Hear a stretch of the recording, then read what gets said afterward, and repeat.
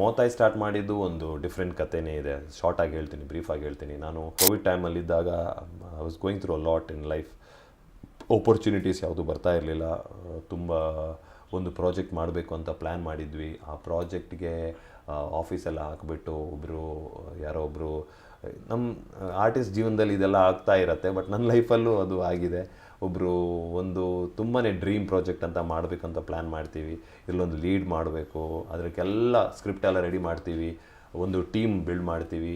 ಅದಕ್ಕೆ ಒಬ್ಬರು ದುಬೈಗೆ ನಮಗೆ ಗೆಸ್ಟಾಗಿ ಕರೀತಾರೆ ಯಾವುದೋ ಒಂದು ಈವೆಂಟಿಗೆ. ಅಲ್ಲಿ ಹೋಗ್ಬಿಟ್ಟು ಇದೊಂದು ಆಪರ್ಚುನಿಟಿ, ಅವ್ರಿಗೆ ನನ್ನ ಗೆಸ್ಟಾಗಿ ಕರೆದಿದ್ದಾರೆ ನಮ್ಮ ಒಂದು ಪ್ರಾಜೆಕ್ಟ್ ಬಗ್ಗೆ ಯಾಕೆ ಪ್ರೊಡ್ಯೂಸರ್ಸ್ ಹುಡುಕಾಟದಲ್ಲಿ ಇರ್ತೀನಿ. ಆ್ಯಸ್ ಎವ್ರಿ ಆರ್ಟಿಸ್ಟ್ ಟೀಮಲ್ಲಿ ನಾನು ಲೀಡರ್ ಮತ್ತು ಎಲ್ಲರೂ ನನ್ನನ್ನು ಕರೆದಿದ್ದಾರೆ ಅಂತ ಅಲ್ಲಿ ಪ್ರೊಡ್ಯೂಸರ್ ಹತ್ರ ಹೋಗಿ ಅಲ್ಲಿ ಕಮ್ಯುನಿಟಿ, ಕರಾವಳಿ ಕಮ್ಯುನಿಟಿ ಅವ್ರಿಗೆ ಯಾರಿದ್ದಾರೆ ಅವ್ರ ಹತ್ರ ಹೇಳ್ತೀನಿ, ನಾನು ಈ ಥರ ನಾನು ಒಬ್ಬ ಪ್ಯಾಷನೇಟ್ ಆ್ಯಕ್ಟರ್, ನನಗೊಂದು ಆಪರ್ಚುನಿಟಿ ಬೇಕು ಅಂತ. ಸ್ಟೋರಿ ಕೇಳ್ತಾರೆ, ಇಷ್ಟ ಆಗುತ್ತೆ, ಎಲ್ಲನೂ ಆಗುತ್ತೆ. ಒಂದು ಲೆವೆಲಲ್ಲಿ ಒಂದು ಬಜೆಟ್ ಫಿಲಮ್, ಮೇ ಬಿ ಒಂದು 2-3 crores ಬಜೆಟ್ ಮೂವಿ. ಸೊ ಎಲ್ಲ ಒಪ್ತಾರೆ. ಆ ವ್ಯಕ್ತಿ ಬಂದುಬಿಟ್ಟು he will be don't want to name him. ಆ ವ್ಯಕ್ತಿ ಬಂದು maybe he will be in like 10,000 crores or something of that sort. So ಅವರಿಗೆ ಒಂದು 3 crore I think it's very small. And ಈ ಕೂಡ ಅಂದರೆ ಹೆಲ್ಪ್ ಮಾಡೋಕ್ಕೆ ಅದು ಈಸಿ ಆಗುತ್ತೆ ಅಂತಲೂ ಅಂದ್ಕೊತಿದ್ದೆ. ಆ್ಯಂಡ್ ಪ್ರಾಜೆಕ್ಟ್ ಕೂಡ ಚೆನ್ನಾಗಿದೆ, ಒಪ್ತಾರೆ, ಎಲ್ಲ ಹೇಳ್ತಾರೆ. ಬಟ್ ಒಂದು ಚಿಕ್ಕ ಅಲ್ಲಿ ಒಂದು ಕಂಡೀಷನ್ ಅಥವಾ ಕ್ಲಾಸ್ ಅಥವಾ ಏನೊಂದು ಪಾಯಿಂಟ್ ಹೇಳ್ತಾರೆ, ನೀನು ಸ್ಟಾರ್ಟ್ ಮಾಡಿ ಅಂತ, ವರ್ಕ್ ಸ್ಟಾರ್ಟ್ ಮಾಡಿ ಅಂತ. ಸೊ ವರ್ಕ್ ಸ್ಟಾರ್ಟ್ ಮಾಡಿ ಎಲ್ಲ ಮಾಡ್ತೀವಿ, ಆ್ಯಕ್ಟರ್ಸ್ಗಳನ್ನ ಫೈನಲೈಸ್ ಮಾಡ್ತೀವಿ. For the 6 months almost 4-5 months ಎಲ್ಲ ರೆಡಿ ಮಾಡ್ತೀವಿ. ಐ ಸ್ಪೆಂಡ್ ಅರೌಂಡ್ ಒಂದು ಮೇಜರ್ ಅಮೌಂಟ್, ಒಂದು 20 lakhs. ಅದು ನನ್ನ ಹತ್ರ ಇರಲ್ಲ. ನಾನು ಹೊರಗಡೆಯಿಂದ ಲೋನ್ಸ್ ಆಗಲಿ ಅಥವಾ ಬೇರೆ ಥರ ಅರೇಂಜ್ ಮಾಡ್ತೀನಿ, ಯಾಕೆಂದರೆ ಲೀಡರ್ಶಿಪ್ ಆಗಿ ನಾನು ತೊಗೊಂಡಿದ್ದೆ. So end of the day Covid start ಆದಾಗ ಅವರು ಹೇಳ್ತಾರೆ, ಇಲ್ಲ ಈ ಟೈಮ್ ನಂಗೆ ಪ್ರಾಜೆಕ್ಟ್ ಮಾಡೋಕ್ಕಾಗಲ್ಲ ಅಂತ. ಸೊ ಡೆಡ್ ಎಂಡಲ್ಲಿ ಹೋಗ್ಬಿಡ್ತೀನಿ. ಯಾಕೆಂದರೆ ನನ್ನ ಟೀಮ್ ಅವ್ರನ್ನ ಬಿಡೋಕ್ಕಾಗಲ್ಲ, ಅವ್ರಿಗೆ ಬ್ಲೇಮು ಮಾಡೋಕ್ಕಾಗಲ್ಲ, ಅವ್ರು ವರ್ಕ್ ಮಾಡಿದ್ದಾರೆ. ಸೊ ಅದರಿಂದ ತುಂಬಾ I think I go for ತುಂಬಾ ಬ್ಯಾಡ್ ಫೇಸ್ಗೆ ಹೋಗಿರ್ತೀನಿ ಆ ಟೈಮಲ್ಲಿ. ಕೋವಿಡ್ ಬಂದಾಗ ಕೋವಿಡ್ ಹಿಟ್ ಆಗುತ್ತೆ. ಅದು ನನಗೆ ತುಂಬಾ ಸೀರಿಯಸ್ಲಿ ಬೇರೆ ಥರನೂ ನನ್ನ ಒಂದು ವೆರಿ ಬ್ಯಾಡ್ಲಿ ನಾನು ಏನು ಹೇಳ್ತೀವಿ ಸಿಕ್ನೆಸ್ಗೆ ಬಿದ್ದುಬಿಡ್ತೀನಿ. ಲಂಗ್ಸಲ್ಲಿ ಸ್ವಲ್ಪ ಇಶ್ಯೂಸ್ ಆಗುತ್ತೆ. So this goes for a long time to recover. So ಈ ಕಡೆ ನಾನು ತೊಗೊಂಡಂಥ ದುಡ್ಡು ಕೊಡಬೇಕು, ಬಟ್ ನನಗೇನು ಮಾಡೋಕ್ಕಾಗ್ತಾಯಿಲ್ಲ. ಅಗೇನ್ ಡೆಡ್ ಎಂಡ್ ಅಂತ ಹೇಳಕ್ಕೆ ಸ್ಟಾರ್ಟ್ ಮಾಡಿದ್ರು ಎಲ್ಲರೂ. ಸೊ ಇಲ್ಲಿಂದ ಹಿಂದೆ ಬರೋ ಚಾನ್ಸೇ ಇಲ್ಲ, ಯಾಕಂದರೆ ಆಲ್ರೆಡಿ ಹೊರಗಡೆ ತುಂಬ ದುಡ್ಡು ಕೊಡಬೇಕು, ಪ್ಲಸ್ ನಿನ್ನ ಹೆಲ್ತ್ ಕೂಡ ಇದಾಗಿದೆ, ಇನ್ನೂ ದೆಸ್ ನಥಿಂಗ್ ಅಂತ, ಕೋವಿಡ್ ಕೂಡ ಬಂದಿದೆ ಅಂತ.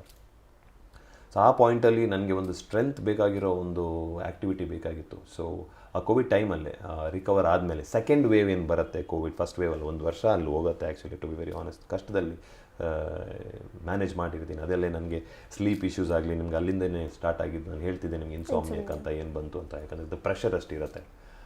ಸೆಕೆಂಡ್ ಫೇಸಲ್ಲಿ ಏನು ಬರುತ್ತೆ, ನಾನು ಐ ಓನ್ಲಿ ಡಿಸೈಡೆಡ್ ದ್ಯಾಟ್ ಒಂದೇ ಲೈಫ್ ಇರೋದು, if I am going I will go, fight ಮಾಡೇ ಹೋಗ್ತೀನಿ ಅಂತ. ಫೈಟ್ ಮಾಡೇ ಹೋಗೋದು ಏನಿದ್ರು, ಇಫ್ ದ್ಯಾಟ್ಸ್ ಓಕೆ ಅಂತ.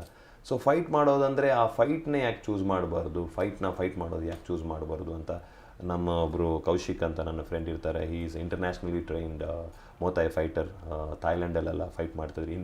ಐ ಥಿಂಕ್ ನಮ್ಮ ಟೈಗರ್ ಶ್ರಾಫ್ ಅವರು ಅಂತ ಏನಿದ್ದಾರೆ, ಅವರ ಅಕಾಡೆಮಿಯಲ್ಲಿ ಈಗ MFN ಅಥವಾ MMA ಏನಿದೆ, MFN ಇಂಡಿಯಾ ಏನಿದೆ, ಆ ಅಕಾಡೆಮಿದು ಮೇನ್ ಮೆಂಬರ್ ಅವರು. Actually is one of the, so ಅವರ ಟೈಗರ್ ಶ್ರಾಫ್ ಅವರ ಸಿಸ್ಟರ್ ಮತ್ತು ಮಾಮ್ ಏನು ನಡೆಸ್ತಾ ಇದ್ದಾರೆ ಈಗ MFN. ಸೊ ಅವರ main Kaushik is one of the main ಮೆಂಬರಲ್ಲಿ. ಸೊ ಕೌಶಿಕ್ ಅವ್ರ ಹತ್ರ ನನ್ನ ಫ್ರೆಂಡ್ ಆಗಿರ್ತಾರೆ, ಅವ್ರ ಹತ್ರ ಹೇಳ್ತೀನಿ ಎಲ್ಲ. ಅವ್ರು ಹೇಳ್ತಾರೆ, if you want to come back I think this is the best sport. So ಅದನ್ನ ನಾನು ಅಲ್ಲಿಂದ ಫಿಲಮ್ಗೆ ಅಂತಲ್ಲ, ನನ್ನನ್ನು ನಾನು ಹಿಂದೆ ಯಾವ ಥರ ತರ್ಬೋದು, ನನ್ನ ಮೈಂಡನ್ನು ಒಂದು ಆ್ಯಕ್ಟಿವಿಟಿಯಿಂದ ತರಬೇಕಂತ ಹೇಳೋದಕ್ಕೆ I think the second phase ಲಾಕ್ಡೌನಲ್ಲಿ ಎವ್ರಿ ಡೇ ಪೊಲೀಸ್ ಸ್ಟೇಷನಿಂದ ಪರ್ಮಿಷನ್ ತೊಗೊಂಡು ನನ್ನ ಮನೆಯಿಂದ ಮಂಗಳೂರಿಗೆ ಹೋಗೋಕ್ಕೆ ಹೇಳಿದೆ. ನನಗೆ 30 kilometers ಇದೆ. ಸೊ ಏನೋ ಒಂದು ಇದು ಮಾಡಿಕೊಂಡು ಎವ್ರಿ ಸಿಂಗಲ್ ಡೇ ನಾನು ಒಂದು ಐಸೋಲೇಟೆಡ್ ಝೋನಲ್ಲಿ ಪ್ರಾಕ್ಟೀಸ್ ಮಾಡ್ತೀನಿ ಅಂತ ಹೇಳಿಬಿಟ್ಟು ಏನೋ ದೊಡ್ಡ ಲೆವೆಲಲ್ಲಿ ಪರ್ಮಿಷನ್ ತೊಗೊಂಡು, ಇಲ್ಲಾಂದರೆ ನಾನು it wouldn't have been possible for me to come back in life. ಯಾಕಂದರೆ ಆಲ್ರೆಡಿ ಹೋಗಿದ್ದೀನಿ, ರಿಕವರ್ ಮಾಡಬೇಕಂತ. ಸೊ ಅಲ್ಲಿಂದ ಈ MFN ಟ್ರೈನಿಂಗ್ ಸ್ಟಾರ್ಟ್ ಮಾಡಿದೆ. ಆ್ಯಂಡ್ ಎಗೇನ್ ಅದು ಪ್ಯಾಷನ್ ಆಗಿ ಕನ್ವರ್ಟ್ ಆಯಿತು. ಸೊ ಟುಡೇ ಬಿಗ್ ಬಾಸ್ ಬರೋಕ್ಕೆ ನನಗೆ ಐ ಥಿಂಕ್ ಆ MFN ಅಥವಾ MMA ಏನಿದೆ kick boxing, one of the major reason ಎಲ್ಲೋ ಒಂದು ಕಡೆ ಎಲ್ಲೋ ಲಿಂಕ್ ಆಗೋಗ್ಬಿಡುತ್ತೆ. ಸೊ ಹಂಗೆ ಕಲ್ತಂಥ ಒಂದು ಆರ್ಟ್ ಕಂಟಿನ್ಯೂ ಆಗೋಗ್ಬಿಡ್ತು. So yeah this small story.